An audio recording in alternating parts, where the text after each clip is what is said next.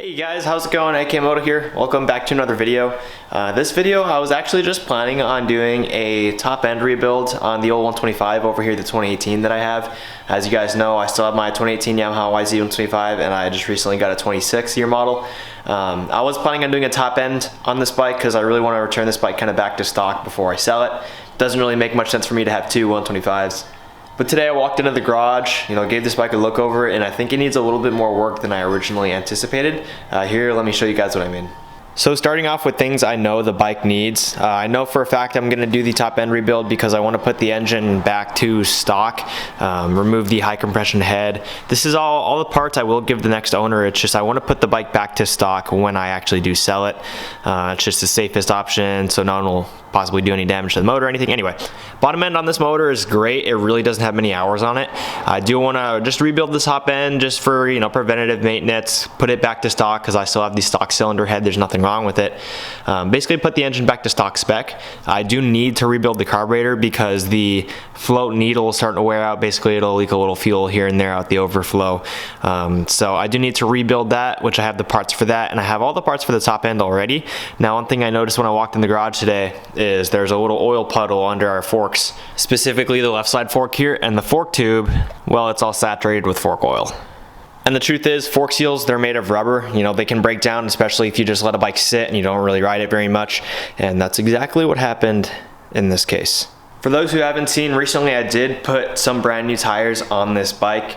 Basically I took the brand new tires off of my 2026 Yamaha YZ125. I changed those tires over to a tire that I prefer a little bit more, and I put the stock takeoffs onto this bike.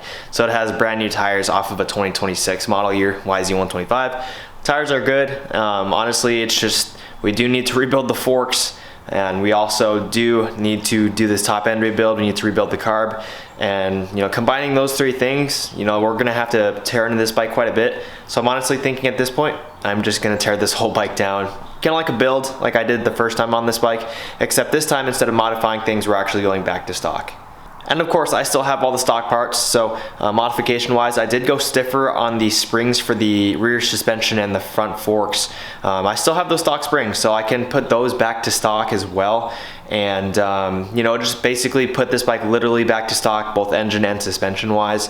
But I always believe when you're selling a bike it's best to leave it as stock as possible for the next owner, and I mean we have the perfect opportunity to do that here. I mean, reality is, whether I pour a lot of time into this bike making it beautiful or not, I'm not really going to get a whole lot more money out of the asking price, but in this case we just have so much work to do on the bike anyway. It just doesn't make sense to try and cut corners here, so we're basically going to do a little mini build on this bike to completely refresh it. So I'm going to stop talking. I'm going to start tearing down this bike, and honestly, I've torn down this bike before. It's not going to be a very hard process. I wouldn't be surprised if we can have it completely torn down in just an hour or two. And yeah, we're gonna get torn down and then probably knock out the top end rebuild today, and then we'll see what else that we can get done. I do know I need to order fork seal stuff if I want to do that myself, and I do also want to order, I believe it's a lower shock bearing, has a little bit of play in it.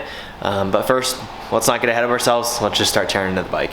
I do have a completely new set of plastics for the bike already, and I went ahead and put on some OEM style decals on these plastics. So once we do finally assemble the bike, we're going to be fitting the bike up with basically an OEM decal kit, or just an OEM plus look. Honestly, that's the whole goal for this entire little, if you want to call it a build refresh. I'm just going to be returning the bike back to an OEM plus look with how it sits here, going from this to just a nice OEM plus look. It's still gonna have a lot of its aftermarket parts like the blue hubs, the custom, or the full Pro Circuit exhaust, all that good stuff. It's just gonna be a lot closer to what you'll get off the the factory floor with the original style plastics. We're gonna have the original cylinder head, so basically the motor is gonna be back to stock. Original suspension springs, all that stuff. I'm not gonna lie guys, I kind of recently spoiled myself. I got myself a little Milwaukee 3/8 impact gun, and this thing has been pretty awesome compared to some of my older impact tools. So this is definitely gonna speed up the process. I'm not sponsored or anything, it's just I got a new toy, and I actually needed to buy this one doing a brake job of all things. So pretty hyped about this. This should help us with the teardown. Let's get right to it.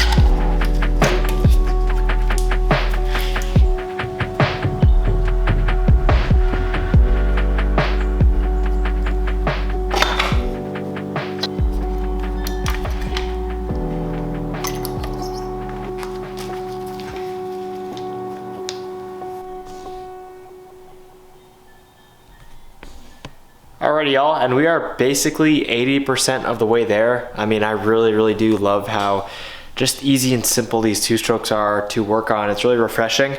The last bike I framed was actually the Supermoto build that you guys saw here on the channel, and that bike was the complete opposite of this one. A whole lot of wiring, a lot of emission stuff, and just it's a night and day difference going from a bike like that to a simple two-stroke like pretty much any YZ125 is. Super easy to tear down. You could tear these down in less than an hour if you really wanted to. And you had all your tools ready and whatnot. But yeah, we're most of the way there. Here I'm gonna pull the motor from the bike and then get it up here on our workbench right over here. And after we do that, that's when we can get the last of the chassis stuff off. So the suspension, front, rear wheel, swing arm, linkage, all that. Definitely a lot of dirt kind of accumulated in the linkage area towards the back of the motor. I think because there were some very small like little fuel leaks that caused dirt to stick over there just from the carb needing to be rebuilt. But yeah, definitely it's pretty dirty over there. Overall, the bike isn't too bad though. Definitely have worked with a lot worse before. But yeah, let's get this motor out of the chassis onto the workbench, and from there, I mean, it's a pretty straight shot home. And I'm torn down a number of bikes on this channel, but just in case I didn't really make it clear, I know this is a question I've been asked before on how I know where every bolt goes back. And everybody has their own method. Some people try and put the bolts back in the threaded holes they came out of as they disassemble things. I prefer just to make a little tray and just label little squares as I go, just with little pieces of cutout paper. A lot of the times the little organizer trays, you can just buy them online, or I've even used like Hot Wheels storage bins. They're about the same size, and you just put the bolts in the little squares and you label them with a piece of paper. You can see I have a couple different ones for subframe, shock, motor mount, plastics, radiators, all that good stuff. So just all my mounting hardware is just labeled in a little divider, and that's how I keep track of where things go.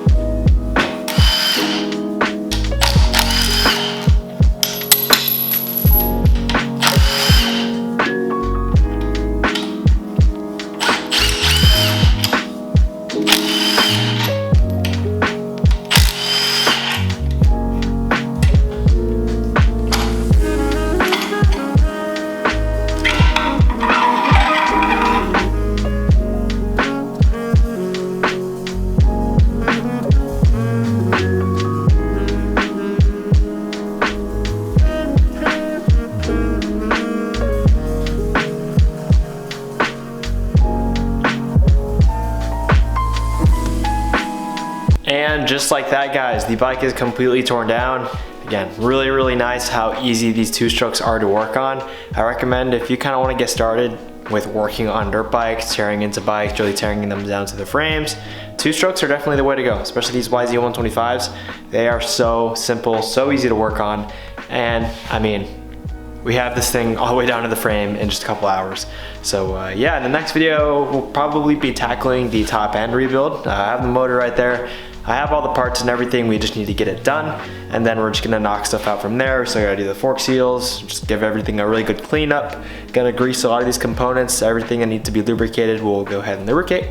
But for today, just wanted to tackle that teardown, and we got really far. I mean, we have a table full of parts right behind us. So yeah, this is where we're gonna cap off this video. Subscribe so you guys don't miss any upcoming videos with this bike. Have a lot of work to do, and should be a pretty good process. Hope you guys can learn a thing or two. But as always, any questions, leave them down below, and I'll see you guys in the next one. Peace.